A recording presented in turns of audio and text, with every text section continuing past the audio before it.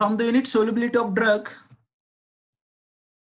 here we are going to discuss diffusion principles in biological systems. In the process of the diffusion, the molecules or the mass, it will get transport from the one compartment to other over a period of time. म्हणजे एका specific period मध्ये एका specific type मध्ये काय होत असतं तर जे molecules असतात किंवा जे ड्रग असतात ते ट्रान्सपोर्ट होत असतात एका कंपार्टमेंट मधून दुसऱ्या कंपार्टमेंट. बरोबर. दॅट इज द त्याला आपण काय म्हणतो तर रेट ऑफ मास ट्रान्सफर जे आपण आतापर्यंत डिस्कस केलं ते. Okay. So flux is equal to the rate of mass transfer across unit surface area of a barrier. So what is the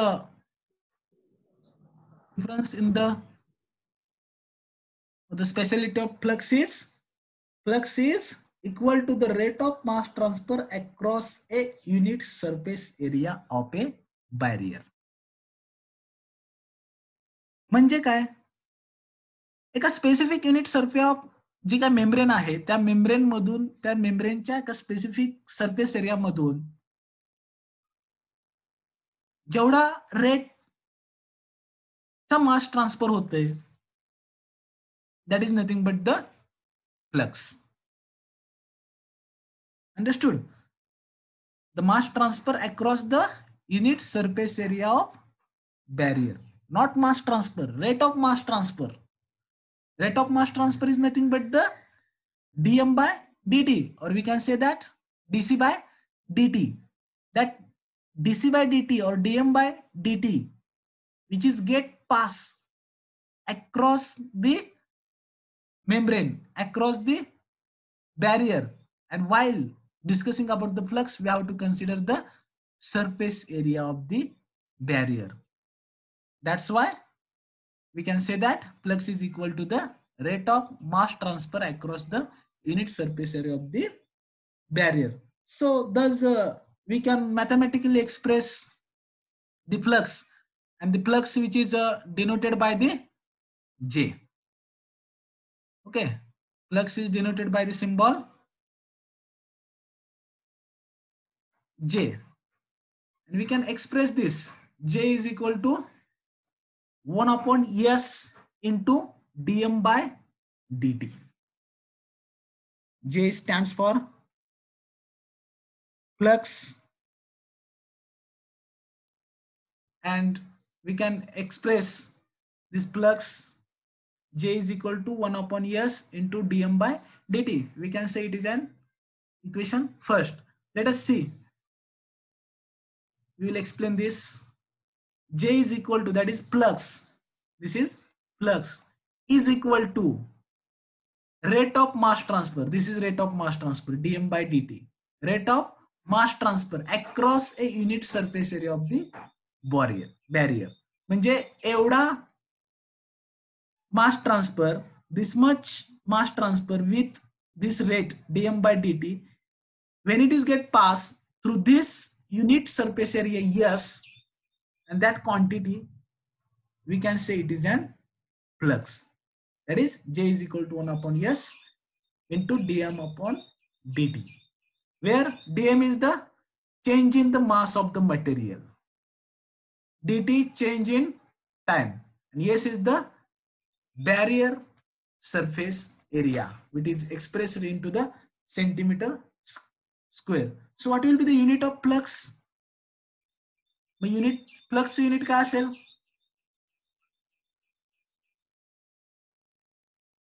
From this equation, what will be the unit of flux? The unit of flux, it will be gram.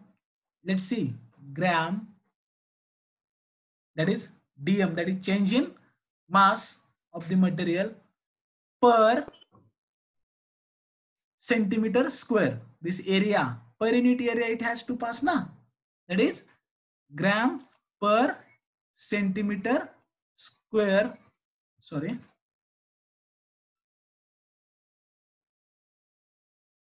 grams per centimeter square per second.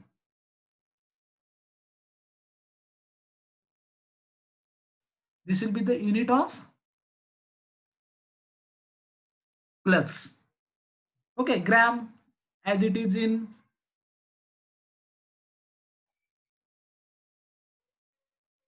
change in mass of the material, that is numerator, denominator. As per this, these signs are given. Okay, this is the unit of, note down, the unit of flux is gram per centimeter square per second. That is nothing but the flux, and that may be expressed into the SI unit also. In SI unit, it will becomes the kilogram meter square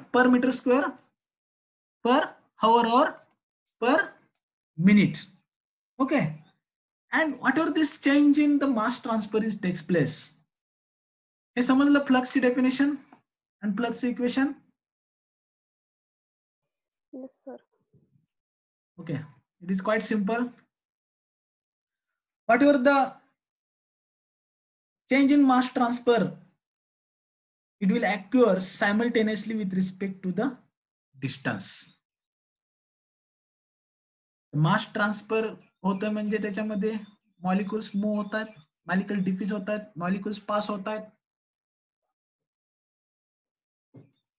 with respect to distance. That is about the overall flux. Next, we will move towards the Fick's first law.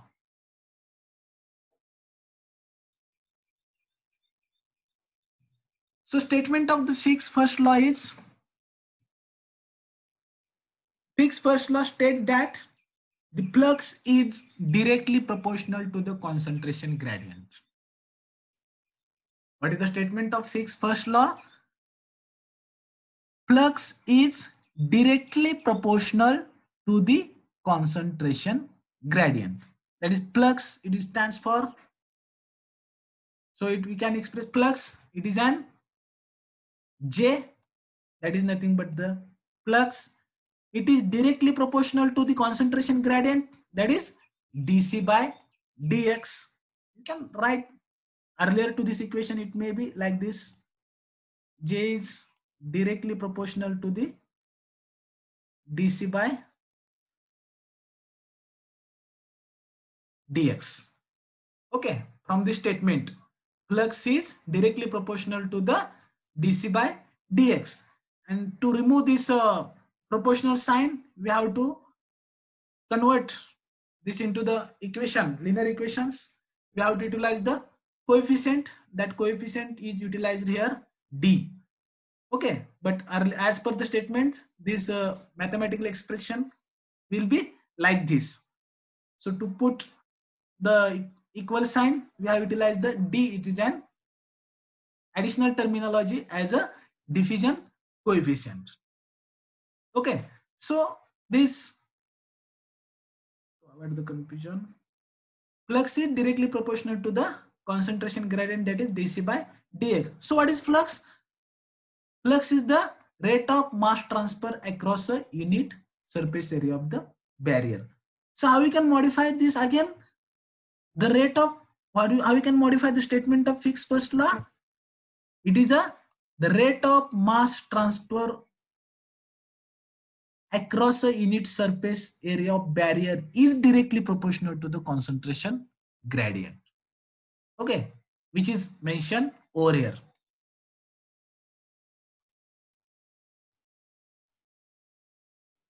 समजलं equation 2 कसं आलं? As per the statement of Fick's first law. So where again it is a diffusion coefficient of a penetrant of the diffusion, which is expressed into the centimeter square per second. dC, change in the concentration of material, it is in grams per centimeter cube. dx is the change in distance. So why this negative sign is given here? Whatever the negative sign which is present into the right hand side of the equation 2, this sign it is utilized. This negative sign, it will just signifies. What are the significance of this negative sign? it will indicate the decrease in the concentration from the donor compartment. So as the molecules are moving from the donor compartment to the receiver compartments, means what happened? In donor compartment, concentration of molecule, it is going to be decreased. And this decreasing concentration of the drug or the solute into the donor compartment, which is indicated or which is signified by the negative sign. Okay. But the flux is always positive quantity because it is increases continuously during the process. Okay, surface area मधून ते mass transfer होतच राहणार आहे. That's why it is always positive. Understood? As per the statement of Fick's first law, how the equation 2, it comes J is equal to minus D into dC by dx. That is, flux is directly proportional to the concentration gradient. The dx is perpendicular to the surface of barrier. Now how this? As this is the barrier, this is the membrane, this is the donor compartment, and this is the receiver compartment, and the molecules which are moving from this side to this side through this membrane. So as it may be for this side X, for this side if molecules move, we can call it as an Y. For this side we can tell it is an Z. So as you have taken the direction of the movement of the molecule in this way, it is a X. That means from this to the this much distance is traveled by the molecules, and you have to always select this direction while studying the diffusion.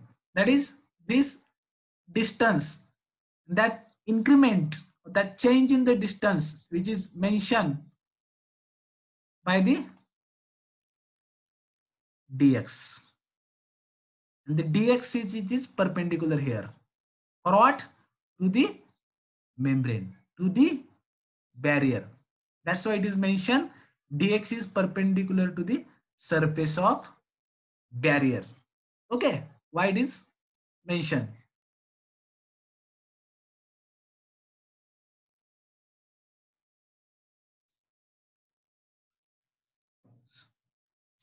So by combining equation 1 and 2, what we can get?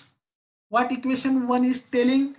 Equation 1 is telling J is equal to 1 upon S into dm by dt. That is as per the definition of the flux. J is equal to 1 upon S into dm by dt. What equation 2 is telling? J is equal to minus D into dC by dx. That is as per the statement of Fick's first law. Flux is directly proportional to the concentration gradient. So we are getting the common term J, that is flux, in both the equation 1 and 2. So we can combine this equation 1 and 2. So after combining equation 1 and 2, we are getting the dm by dt is equal to minus ds into dc by dx. How this equation come? Again, don't get confused. This is quite simple. What is equation? First, J is equal to 1 upon S dm by dt. So just put the value of that J from the equation first into the equation 2. It will becomes 1 upon S into dm by dt. Okay, is equal to minus D into dc by dx. So to simplify this equation, here yes, it's dividing. If it goes from the LHS to the RHS, it will get multiply. So if this S is shifted from the LHS to the RHS, it will multiply. So we will get the equation from this, that is dm by dt is equal to minus ds into dc by dx. That is equation 3. So how equation 3 is come? By combining the equation 1 and 2. This is the explanation. So some of the students, they may get confused how that dm by dt is equal to minus ds into dc by dx it will comes. So after combining the equations, initially we will get these equations, and for the more simplification of these equations, finally we will reach to the equation 3. That is by combining equation 1 and 2 we will get the equation 3. So that equation, this equation 3, it will represent equation 3, it will represent the rate of mass transfer as per Fick's first law. Okay. And the D, it is an diffusion coefficient. It may get changed as the value of concentration, it will get changed. Also that the process of diffusion, as earlier I have told, the driving force, temperature may be there, solvent nature may be there, chemical nature of the solute may be there, pressure may be there. As this parameter get changed, the coefficient of diffusion, it will get changed. So we can't say that the coefficient of diffusion is always constant. We can't say this. It depends upon the situation. It depends upon the conditions. If you maintain the experimental condition throughout the study, if it is constant, then it is possible to attain the diffusion coefficient value of D. That is, we can also, it is called as the diffusivity. D constant. If we maintain the standard condition, that is STP, standard temperature pressure. And if you utilize the same solvent and the nature of the substance or diffusant which is present. Okay, this is about the Fick's first law of diffusion, and this Fick's first law of diffusion, it is applied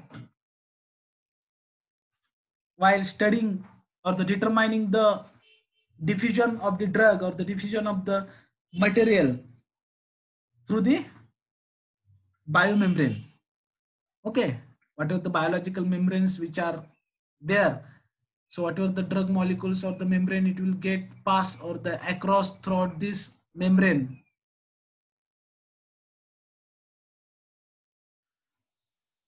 Throughout this membrane, we can determine this process. That is, it is suitable to explain the drug diffusion across the biomembrane. Also, whatever the